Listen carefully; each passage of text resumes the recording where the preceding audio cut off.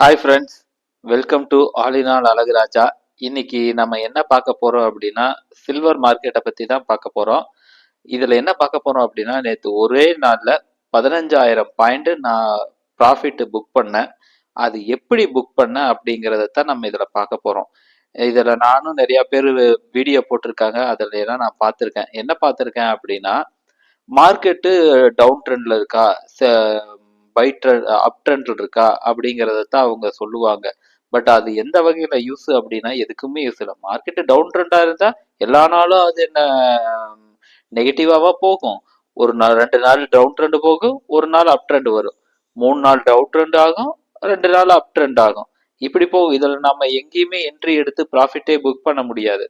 அப்போ நான் இன்னைக்கு உங்களுக்கு சொல்ல போறது எந்த இடத்துல நான் என்ட்ரி எடுக்கலாம், அதாவது நீங்களும் எந்த இடத்துல என்ட்ரி எடுக்கலாம், எந்த இடத்துல ப்ராஃபிட்டை புக் பண்ணலாம் அப்படிங்கிறத நீங்க இந்த வீடியோ மூலமா நீங்க தெரிஞ்சுக்கலாம்.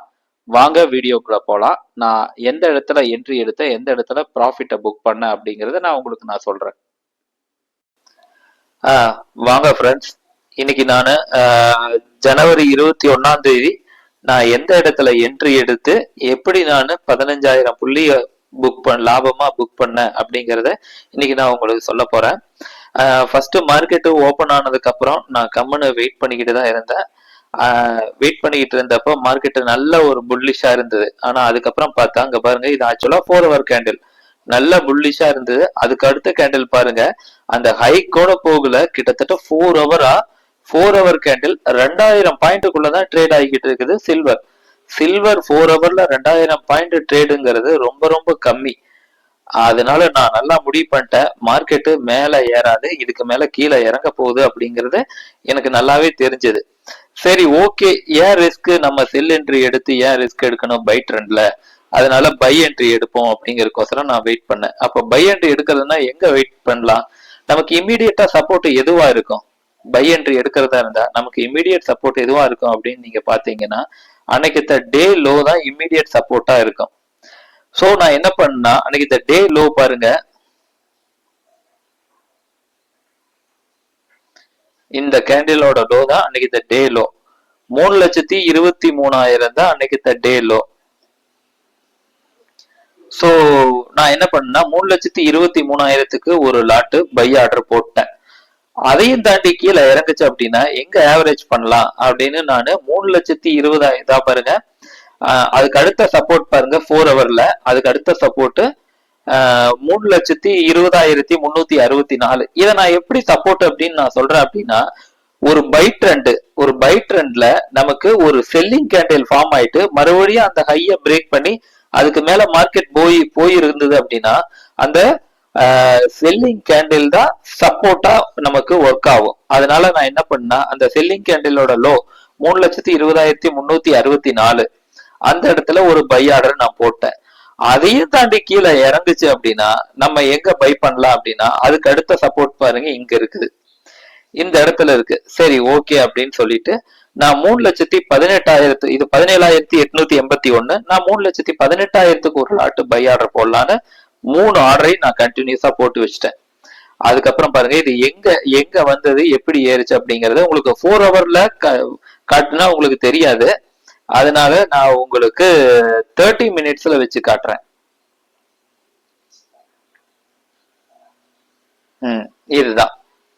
இதுதான் அன்னைக்கு நடந்தது. பாருங்க எவ்வளவு நேரம் கன்சால்டேட் ஆயிட்டு மேலேயே இருந்திருக்குது. அப்போ நல்லாவே எனக்கு தெரிஞ்சிருச்சு கீழே இறங்க போகுதுன்னு. அதனால நான் சரின்னு பை ஆர்டர் போட்டு வெயிட் பண்ணிட்டு இருந்தேன். இதா பாருங்க, இந்த கேண்டில்ல பாருங்க கால் ஆக்டிவேட் ஆகி ஆன உடனே இம்மிடியட்டா மேல ஏறிடுச்சு. 3,32,985 வரைக்கும் போச்சு.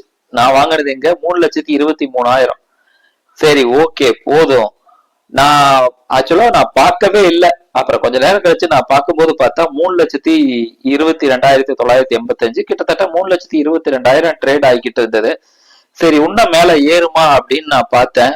அது மேல ஏறாம அங்கிருந்து கீழே மறுபடியும் இறங்குற மாதிரி தெரிஞ்சது. சரி அப்படின்னு 3,30,000க்கு நான் புக் பண்ணிட்டேன். இதுல ஒரு 7,000 பாயிண்டா.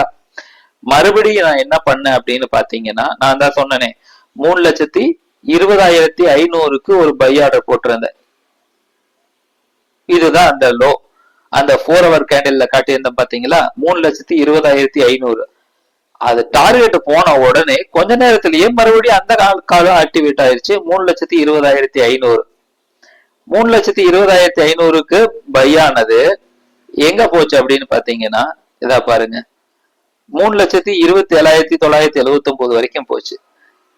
அங்கேயும் நான் மறுபடியும் என்ன பண்ணேன், 3,27,000க்கு நான் ப்ராஃபிட்ட புக் பண்ணிட்டேன். 3,27,000க்கு ப்ராஃபிட்ட நான் புக் பண்ணிட்டேன். இதுல ஒரு 7,000 பாயிண்ட், அதுல ஒரு 7,000 பாயிண்ட், கிட்டத்தட்ட 17,000 பாயிண்ட். நான் மறுபடியும் என்ன பண்ணேன் அப்படின்னா, இதா பாருங்க, நான் தான் சொன்னனே,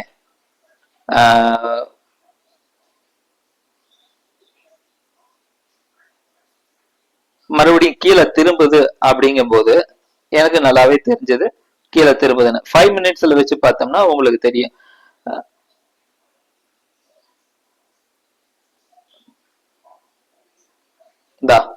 இந்த இடம் தான்.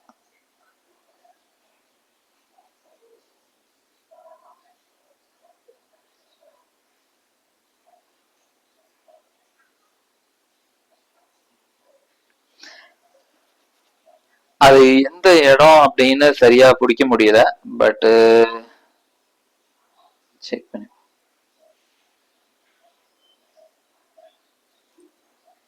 21.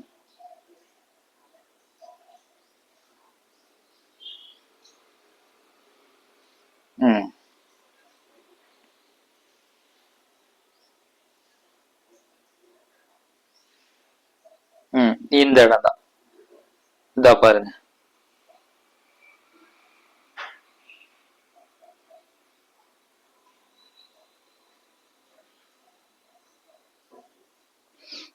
இந்த இடத்துல இங்க பாருங்க, இந்த இடத்துல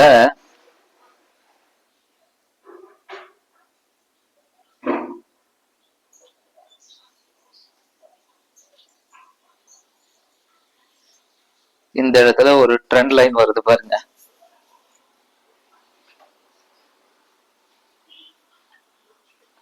இந்த இடத்துல இருந்து நம்ம ஒரு ட்ரெண்ட் லைன் போடலாம். இப்படி ஒரு ட்ரெண்ட் லைன் போடலாம். இப்படி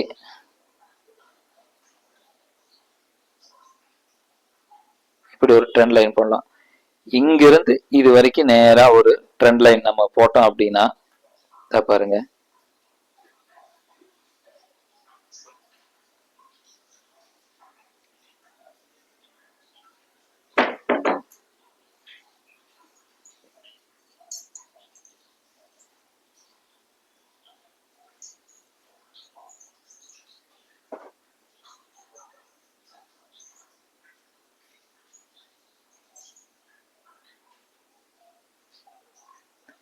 இப்படி ஒரு ட்ரெண்ட் லைன் போடலாம்.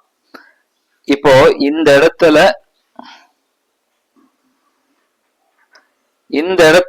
ஃபர்ஸ்ட் டச், இங்க பாத்தீங்கன்னா செகண்ட் டச், இதையும் ஜாயின் பண்ணா இது தேர்ட் டச். இப்ப நான் என்ன பண்ணேன் அப்படின்னா, இங்கிருந்து மேல போன மார்க்கெட் மறுபடியும் கீழே வந்தது. வந்த உடனே இந்த ட்ரெண்ட் லைன் வந்த உடனே பை பண்ணேன். இங்கிருந்து பை பண்ண உடனே இதோட லோ என்ன, 3,36,130. நான் இந்த இடத்துல கிட்டத்தட்ட 3,200,000 3,36,200 நான் பை பண்ணிட்டேன். எது வரைக்கும் மேல ஏறி இருக்குன்னு பாருங்க.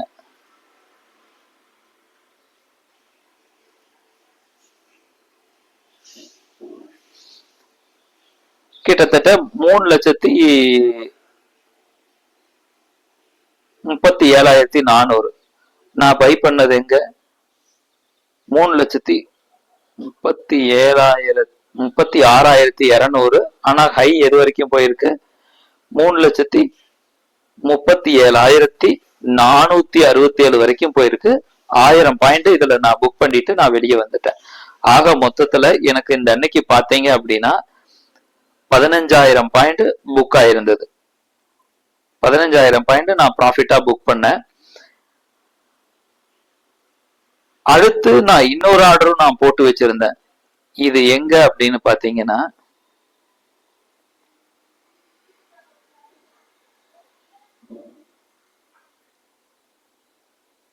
ரைட், இந்த இடம் நான் சொன்னேன் 3,18,000க்கு ஒரு லாட்டு பை ஆர்டர் நான் போட்டிருந்தேன் அப்படின்னு சொல்லி அடுத்த நாள் காலையில ஓபன் ஆகும்போது ஓபன்லயே 3,18,000 டச் பண்ணிட்டு மேல ஏறிடுச்சு.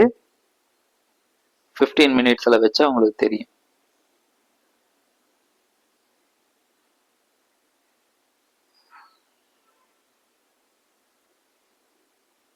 ஐயோ இந்த கேண்டில் ஃபர்ஸ்ட் கேண்டில் 3,18,000க்கு பை ஆகி மேல போயிருந்தது.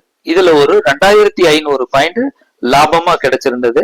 இவ்வளவுதான் நான் என்னோட ட்ரேடு பாத்தீங்க அப்படின்னா. சோ நீங்க நிறைய பேர் பார்த்திருக்கேன் நானு. அதுல எல்லாரும் என்ன பண்ணுவாங்க அப்படின்னா பிரேக் அவுட் எடுத்துக்குவாங்க. பிரேக் அவுட் எடுத்துக்கிட்டு பிரேக் அவுட் ஆனதுக்கு அப்புறம் பை பண்ணுவாங்க. பிரேக் அவுட் ஆனதுக்கு அப்புறம் செல் பண்ணுவாங்க. இந்த மாதிரி அவங்க பண்றதுனால என்ன நடக்கும் அப்படின்னு நீங்க பாத்தீங்கன்னா